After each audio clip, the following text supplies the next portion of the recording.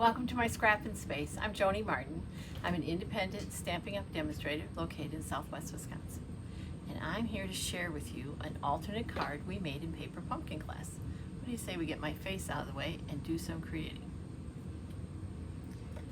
So the first week of the month is always Paper Pumpkin week in my Scrappin space. And this week we are using the Full of Charm June 2025 Paper Pumpkin kit. I show them how to make the cards as they are in the kit, which some people choose to do and some don't. But I also always include 3 alternate cards, which I think is really what draws people to this free class, because they like some choices. So they may go home and make some of these cards, but in class they can make the 3 alternates. So I'm going to show you one of the alternates we made. From the kit, we are using this beautiful card front. Isn't that stunning? We added to that an embossing folder and some cardstock. I grabbed Pretty Peacock, Cajun Craze, and then a white for the insert. And I know the Pretty Peacock and Cajun Craze are the colors I need because this is a Stampin' Up product and these are Stampin' Up papers. And right here, it tells me the coordinating color. So let's begin with getting this the right size. This is a standard mat, which is 4 by 5 1/4. And I went down 1/8. So I went 3 7/8 by 5 1/8. But I have some talented, crafty friends who hate measuring and cutting in 8ths. So let's cut it in 1/4 and I can show you the difference. So 1/4 inch down from 4 inches is 3 3/4, and down from 5 1/4 is just 5. So it will be 3 3/4 by 5. I'm going to begin by cutting on the fold line, because then I can kind of see what I have left to work with, because I want to center that flower print. So I have the fold in what I call the cutting gutter, the place where the blade's going to go. I have it tight against the lip, and every paper cutter is going to have a lip. And then I'm going to push up, so we're all working in the same direction. I don't want to start with my blade here and come this way while I'm pushing forward that way. Okay, and now I have a lovely piece I can use for something else. 3 3/4. This piece is 4 1/4. I'm going to just take a 1/4 inch off of each side to get to 3 3/4. That was pretty easy, wasn't it?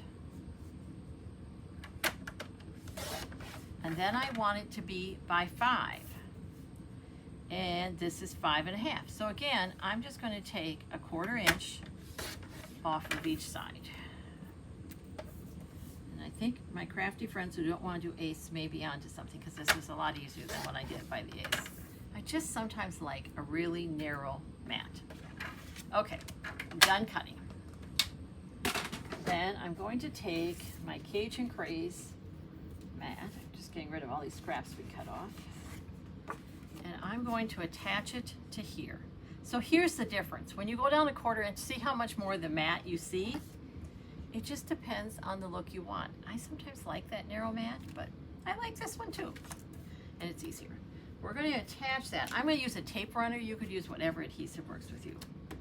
The kit will include adhesives such as glue dots, dimensionals, and actually this kit included tear and tape. Any of those would that work also. And I'm just going to set that here.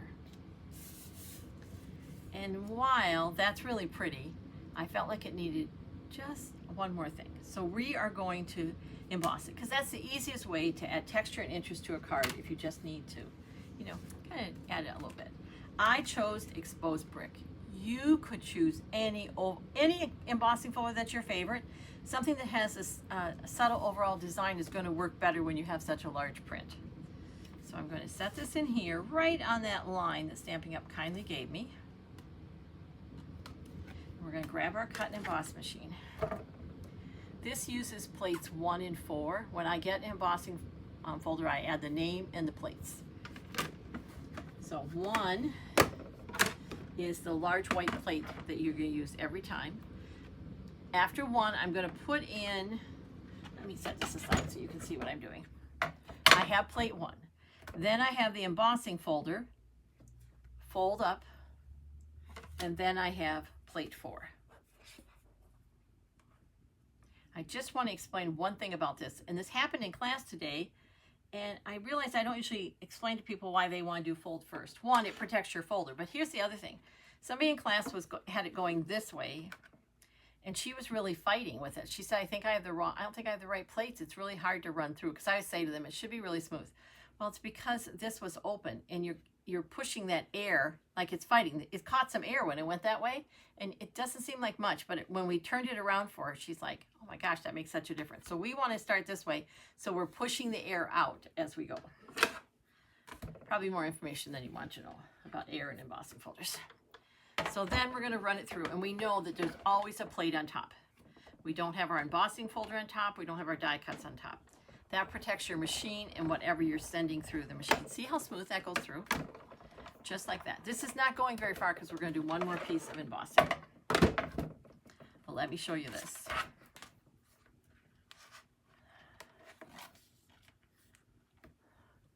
Gorgeous, right? Look at what that does to that. It makes the whole print pop, adds a bit more extra interest. So it's a really pretty card, and we're not sending it in a naked envelope.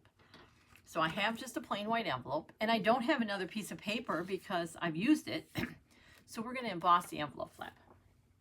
But when I emboss an envelope flap, I like to, I'm just reaching for a second envelope. I like to emboss 2 at a time. One, I can always use an embossed envelope flap. Just, ups your game a little bit. And 2, especially when you're using these 3D embossing folders, which are the ones that use plates 1 and 4, they're really heavy. They give a great imprint. But this paper is thinner than our DSP, certainly thinner than cardstock, and it can occasionally rip in that heavy embossing folder. It's not going to do that when you have 2. So we're going to set this in here, and I am using the fold as my guide and the end of the embossing folder. The end of the embossing, not the embossing folder, because there's maybe a 1/16 of an inch difference, which probably only you and I would notice, but I'm going to set that on here.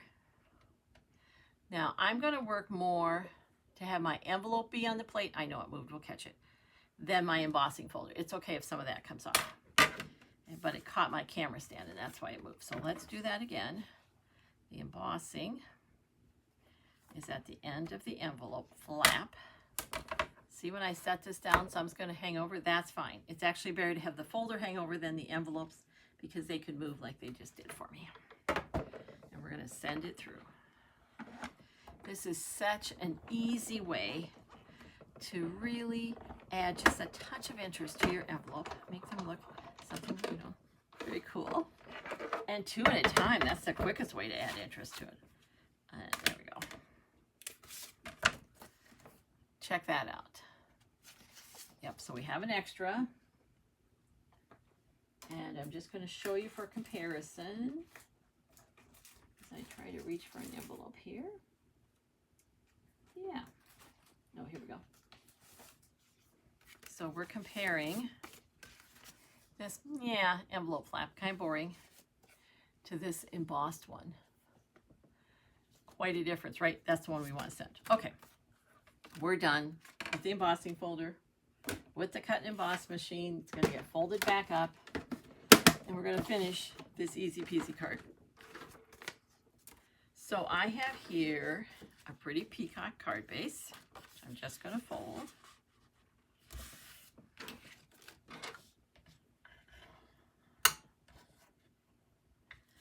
I have included in the alternate card kit for them just a white insert. I'm not going to do anything with it right now because I don't know what kind of card this is going to be yet. But I also have some very pretty ribbon.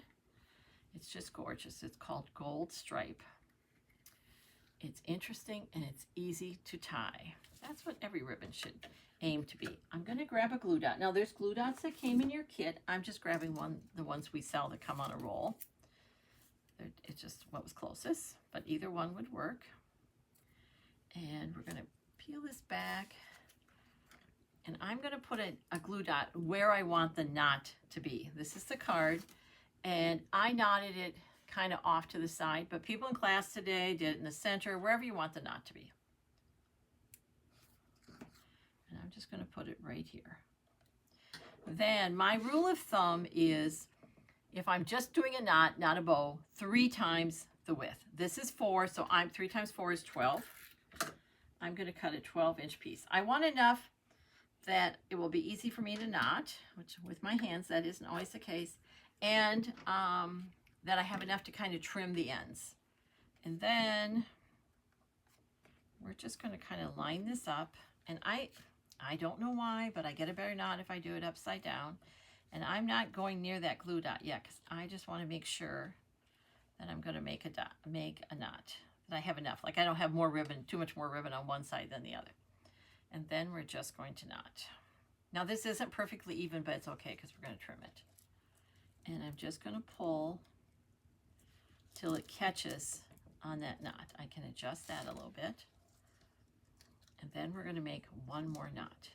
And that glue dot is kind of acting like that extra hand to hold it in place. As you can see, I don't have these even, but I have enough on each end because we're going to trim them. And then we're going to pull this in. This ribbon is soft. It's easy to knot. It doesn't make too big a bump. And then let's trim. This is my ribbon scissors, and I know that because I have this beautiful ribbon keeper attached. It was a gift from Stampin' Up at a leaders event. That's going to go there. And by having that ribbon keeper on there, I know that when I go to cut paper with it, this is a reminder. Nope, this is just for ribbon. So there we go. And we're going to attach it to the pretty peacock. And look how all those colors come together. Now you have other choices in there. This is Timid Tiger. This is Petunia Pop. You could use what you have because there's so many choices here. And I'm going to use multi-purpose glue because this is embossed and I want that adhesive to catch in every crevice. So that's going to go there. I may even put a little bit behind the ribbon just to help it stay in place. I didn't go right to the edge because I'm going to push that down, and when I do that, glue's going to spread, and I don't really want the glue to come on the front of my card. That is just going to go there. Isn't that pretty? Then, so pretty. And there's already some gold on there, but I grabbed, there we go. These are the embellishments that came in the kit, and I'm going to do just like they did with the cards in the paper pumpkin kit. I'm going to use 1 large and 2 small. And I'm going to use 3 in a roughly triangular shape, which just means one of these is hanging out by themselves, and the other 2 are going to hang out closer together. And by putting them on a color, you notice them the more. They're more like, hey, look at me. There we go. Oh, let's do that. And that is all there is to this very pretty and very easy card. Now, I'm not sure I would admit this to my friend, but I think she might be onto something. I think for this card, I like the wider mat. Yeah, either one is beautiful. Thanks for watching. I appreciate it more than you know. If you liked what you saw, please share it with your crafty friends. And until next time, take care and keep crafting. It's good for you.